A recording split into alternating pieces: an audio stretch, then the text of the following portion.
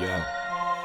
Analytics off the chain, other channels not the same. Jake and Kyle, you know the name. Headliner Nation, we running the game.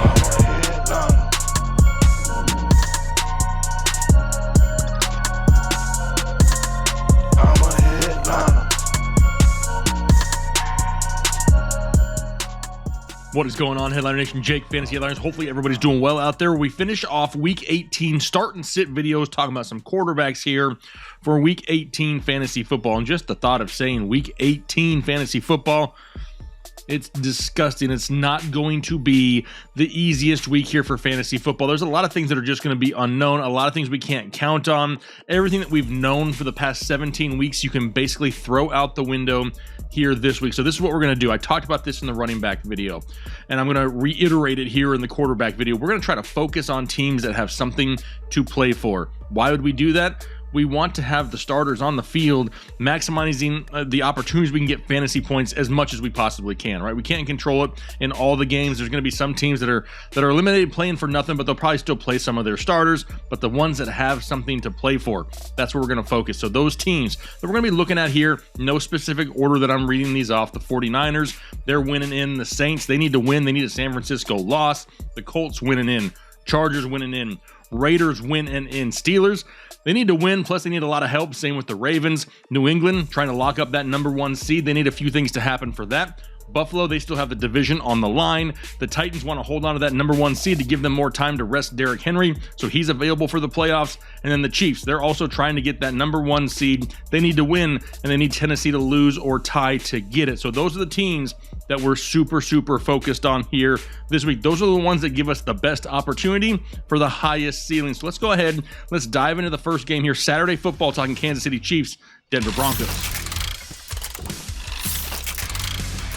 And really, it's a good thing that Kansas City's playing on Saturday, right? Because they don't get to find out what happens in Tennessee because they don't play till Sunday. So Kansas City needs to go out and they need to try to win this ball game to have any chance at that number one seed. Now, going up against Denver, typically pretty good against quarterbacks, allowing only 15.5 fantasy points per game. But just last week, Justin Herbert went out there, scored 20 plus on them. So can Patty Mahomes. Now, you don't get this far in the season and sit Patrick Mahomes. So he's going to be a start for Denver. They got nothing to play for, and honestly, even if they did, none of their quarterbacks have been worth a damn for months. Drew Lock dealing with a shoulder injury. Teddy B still in concussion protocol. Do we see Brett Rippon here this week? Potentially, but honestly, no one's produced here under center in Denver for quite some time, and none of these guys are going to be options for me here in Week 18. All right, that'll take us over to the second game here. Doubleheader Saturday, Dallas Cowboys, Philadelphia Eagles, and I'll be honest, direct eye contact here. There are very few matchups that I dislike more than this one this week because honestly, I don't know what they're going to do in this matchup. Do they rest all their starters on both sides? They've both clinched the playoffs. Neither one of them are really playing for anything more. Do they risk going out there and having Jalen Hurts play and get injured, further in his ankle? What about Dak Prescott? Do the Cowboys risk their postseason life on Dak Prescott in a meaningless game in Week 18? It doesn't make a whole lot of sense for a lot of the big name starters to start this week, especially since Jalen Hurts, like I mentioned, still dealing with a little bit of ankle soreness, not practicing earlier in the week. Why risk playing him in this game? I just don't understand. Honestly, I wouldn't be surprised if both of these guys sits, but given what we know right now, they're saying that they want them to play, but that's where we kind of got to differentiate between coach speak and look at it in the big picture, right? Even if they say our starters are going to play, does that mean that the starters play the entire ball game? No. Maybe we see like a shortened version of kind of like what we see in preseason games. They go out there and they play one quarter, and then they're done. They pull them for the game. I don't know if I want to take that risk here in fantasy football. I'm hoping going into the weekend, we already know if they're going to play for sure or not. Because honestly, if Jalen Hurts is ruled out, I don't think Gardner Minshew is a bad quarterback 2 option. He's not going to be a top 12 guy because if they're going to rest Jalen Hurts, they're probably going to rest the likes of Devontae Smith, maybe even Dallas Goedert as well. But there's still going to be enough weapons out there for Gardner Minshew to probably have a decent fantasy day. He may be out there with a bunch of scrubs, but that's okay because that's going to be like that on both sides. Very difficult matchup to try to figure out. Like I said, we need to wait and see. Hopefully we get more information the closer we get to the weekend. But as of right now, knowing what we know, I can't roll out Jalen Hurts and Dak Prescott, either one of them, and feel confident that they're going to play all 4 quarters here this weekend. Which means for the final time in our 2021 NFL season, we're going to slow hip thrust into Sunday football, and we're kicking it off here, Cincinnati Bengals and Cleveland Browns. And let's just keep this one super simple. Maybe the shortest description of a game I've had all year.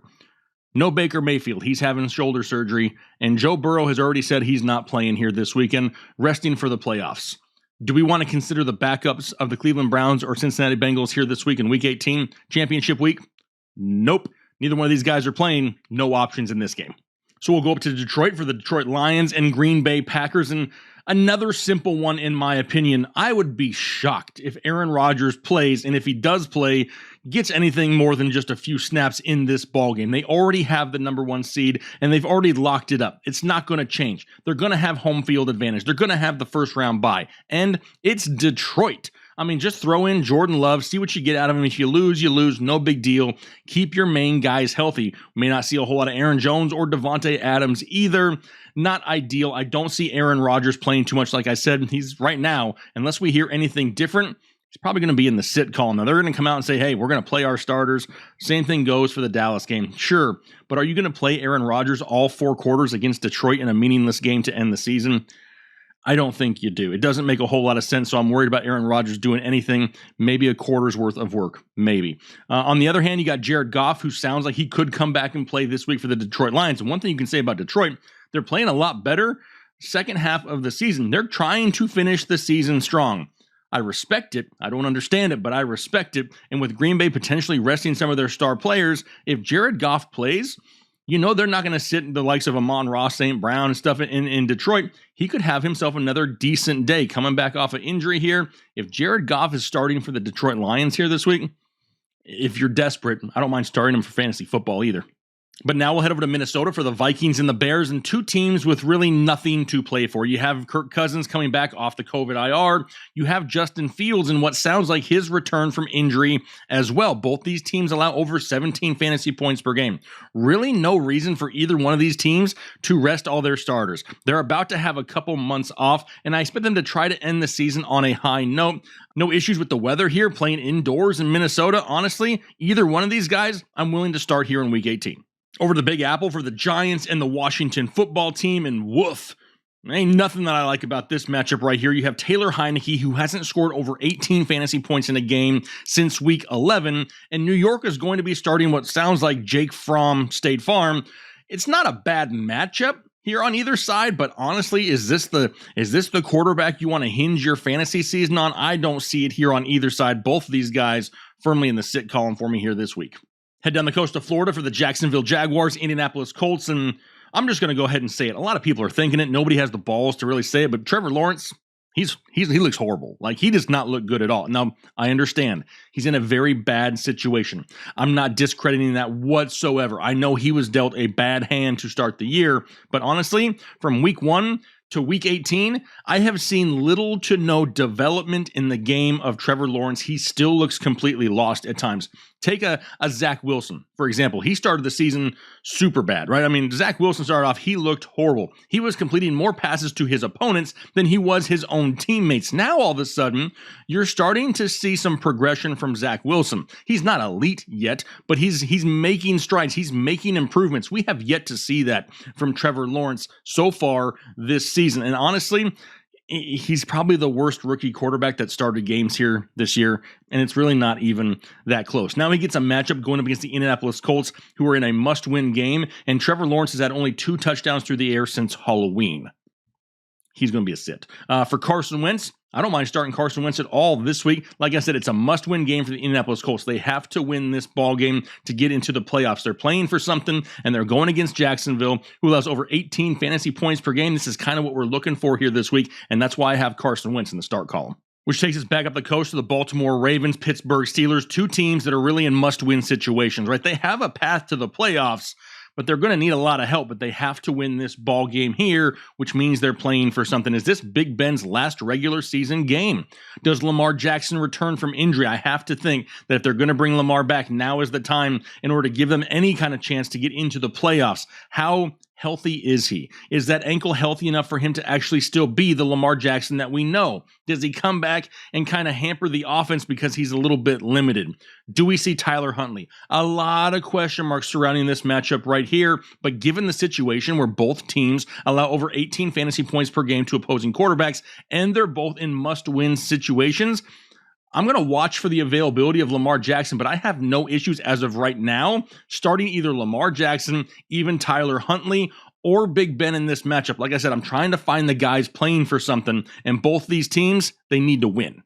Now we head out to Houston for the Texans and the Tennessee Titans, and Tennessee would definitely love to win this ball game and secure that #1 overall seed. They want that first round bye. Give them an extra week or so to get Derrick Henry healthy, back into practice full time, and then fire him up full go to make a run here in the playoffs. Going up against the Houston Texans, they allow around 18.5 fantasy points per game, 8th most in the NFL. I'm going to go ahead and start Ryan Tannehill. He's going to be a little bit lower of a rank because honestly, they're really utilizing the running back so much on the ground, it's limiting the ceiling. We need a big game from A.J. Brown to get a big game from Ryan Tannehill. So even though there's a little bit of risk involved here, being that they're playing for something that they really want this win, he's going to be a low-end start for me this week. For Houston, could Davis Mills be a quarterback that leads you to a championship in fantasy football here this year?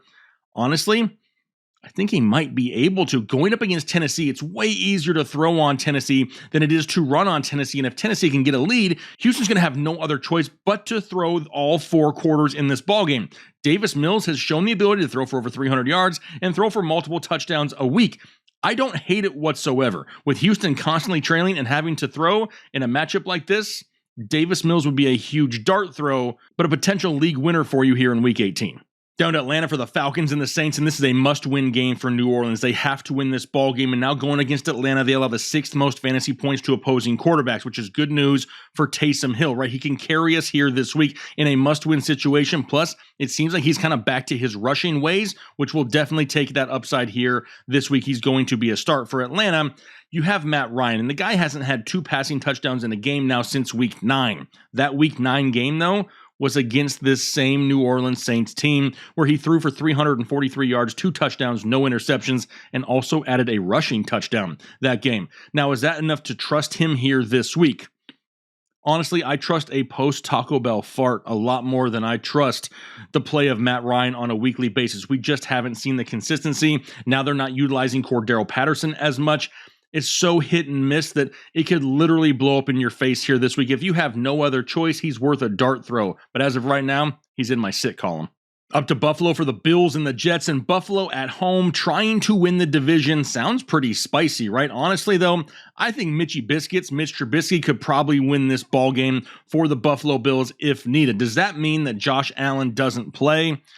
No, I don't think that. I think that he's going to roll him out here this week, and they're going to try to go after this division win and kind of knock the Patriots back down, right? They got to gain some more momentum, some more confidence in Buffalo. I expect them to start Josh Allen this week, going up against the Jets, who allow over 19 fantasy points per game. As long as Josh Allen is starting for the Bills, he's going to be in my fantasy lineup. For the Jets, Zach Wilson is playing so much better. And we mentioned him earlier when we were talking about Trevor Lawrence with the Jacksonville Jaguars. We're seeing the progression with Zach Wilson. He's not quite there yet, but I'm super excited to see what he grows into in 2022. Is he worth starting in a matchup in Buffalo in a game that Buffalo really wants to win? No, he's really not this week, but I'm excited to see what his future holds. Out to LA now for the Rams and the 49ers, and we know that San Francisco is in a must-win situation. If they want to get into the playoffs, they have to win this ballgame. But who is their quarterback going to be? Does Jimmy Garoppolo return? Do they continue forward with Trey Lance? Lance did what he needed to last week and honestly played pretty well, played efficiently, looked pretty good overall, but don't get too excited. It was against the Houston Texans. That being said, though, San Francisco is playing for the playoffs. I really don't care who they start in this ballgame, whether it's Jimmy G or it's Trey Lance. Either one of these guys, in my opinion, in a must-win game for San Francisco is going to be a start this week. For LA, they're still playing for something. They want to win the division, right? They want to win the NFC West, but do I expect them to sit Matthew Stafford? No, I don't know if he plays a full game. I could see maybe a half or 3/4 of Matthew Stafford here this week. It's a difficult matchup going up against San Francisco, a team in which he struggled against earlier in the season. Last meeting, they had 243 yards, 1 touchdown, 2 interceptions, and they lost 31-10. Now, I expect the Rams to want a little bit of momentum heading into the playoffs. They want to win the division. I expect Matthew Stafford to start, and that's why he's in my start column. Back out to Florida, though, for the Dolphins and the Patriots, and we know New England wants to win this game, right? They want to win the division. They want that opportunity at the number 1 overall seed. They have something to play for this week, and honestly, they've done a lot this year with very little. There's very few big-time playmakers on this roster, right? We know Miami's pretty much done for, but they don't want to give the division to the Buffalo Bills. We know that Mac Jones, he's been playing pretty well here over the last few weeks, has had at least 2 passing touchdowns in 3 of his last 5 games played. Even though his ceiling may be a little bit lower, they could be without Damian Williams, one of their main running backs, which could force the short passing game to kind of get a little uptick in volume this week. So if that's the case, I'm going to go ahead and start myself some Mac Jones for the New England Patriots. As for Miami and Tua, he has just completely fallen off the last 2 weeks. The offense overall in Miami has really just lost all momentum. Everything that they gained midway through the season has just been thrown down the toilet. And really, in my opinion, it's because they're running the ball too much. Now, a lot of times, right, Jake, you want to run the football. I get it, but unproductive runs are not helping this team. All these touches going to Duke Johnson and Myles Gaskin and Phillip Lindsay that aren't going anywhere. The clock is running, but the ball is not moving, and that is a problem and is taking the upside away from Tua. Now he goes and plays against a motivated New England team who is number 2 in the NFL against opposing quarterbacks. Too much risk for me. I'm going to sit myself some Tua in Week 18. Over to Arizona for the Cardinals and the Seahawks, and 2 teams, once again, that really aren't playing for anything major this week. Arizona has already clinched, and Seattle has already been eliminated. Now, honestly, I have no issue starting Russell Wilson. I mean, they want to end this season strong. They finally got DK Metcalf going here this past week, and Arizona could rest some of his starters, so I'll go ahead and start me some Russell Wilson. For Kyler, I wouldn't be surprised if he is rested this week. I'm hoping he gets ruled out before the weekend because he's another one of those guys that could go out there, play a half or so, and then end up being pulled out of the ball game. Now, honestly, this team is pretty banged up. It's unhealthy. I doubt it wants to take any more risks heading into the playoffs. They've been in a downhill spiral. The last thing they need is a major injury in a game that's really meaningless end of season. It's a risky start, but I'll say it this way. If they come out and say that Kyler Murray is going to start and play in this ball game, it's really hard to sit him in fantasy football. He has that league-winning upside. There's just a lot of risk associated with it here this week. Down to Florida, Tampa Bay Buccaneers, Carolina Panthers, and does anyone out there want to start Sam Darnold or Cam Newton? Nobody? Me neither. I really don't want to. In the last 2 starts combined here for Sam Darnold, 0 touchdowns and barely 300 total yards passing combined in those 2 games. I don't care how banged up Tampa Bay is. I'm not starting either one of these guys. As for Tom Brady, is he rested? There's already reports coming out saying that Tampa Bay will not rest their starters. Do I believe that? Maybe to an extent, because you have so many injuries in Tampa Bay that you're relying on guys in the pass-catching game like Cyril Grayson Jr., who need more snaps in the NFL if they want to make a stretch run here into the playoffs. Now, you need guys that are going to have a little bit more chemistry, I guess, with Tom Brady. They're not used to some of these pass catchers here that they're going to have to deal with. We know no Chris Godwin. We know no more Antonio Brown. Mike Evans is banged up. They're going to need some of these other guys to step up, and that's why I kind of see Tom Brady playing maybe a little bit more than he should here this week before the playoffs. He still has plenty of weapons out there with Tyler Johnson, Rob Gronkowski. If Tom Brady starts in this ballgame for the Tampa Bay Buccaneers, he's going to start for me in fantasy football. Which only leaves us the Los Angeles Chargers and the Las Vegas Raiders. Maybe one of the most exciting matchups for the week because both these teams are win and in. Unless Indianapolis loses to Jacksonville. And then all of a sudden, these 2 teams could literally tie and still both make the playoffs, and that would be a very interesting scenario. But I expect these 2 teams to go out there and give it their all, let it all out on the field. Big-time offensive plays. You know you like Justin Herbert. Derek Carr struggling somewhat as of late, but still in this type of ball game, in a must-win situation, in a matchup going up against the Chargers, who allow over 18 fantasy points per game to opposing quarterbacks. I got to start both these guys. It's kind of what we're looking for. We started off the show saying we're looking for guys in must-win ball games. Both these quarterbacks, must-win situations, both in the start column. All right, that's going to be my quarterback starts and sits here for Week 18. It is an absolute mess in the fantasy football landscape here this week, and I hope that you can make the right decisions. I hope you can see through the weeds a little bit and try to make the best decision possible for your team to walk away for a championship here in Week 18. If you do so, leave a comment down below. We want to be able to share in your success and congratulate you on all the trophies that are going home to Headliner Nation here this season. But hopefully we helped you along the way. If we have, do us a favor, hit that like button and don't leave. Don't unsubscribe now that the season is over. We don't stop content. We go year round, and we're looking forward to hanging out with you all 12 months of the year. But hopefully you guys have a great rest of your day here today and a great week. Good luck this weekend, and we'll talk to you later.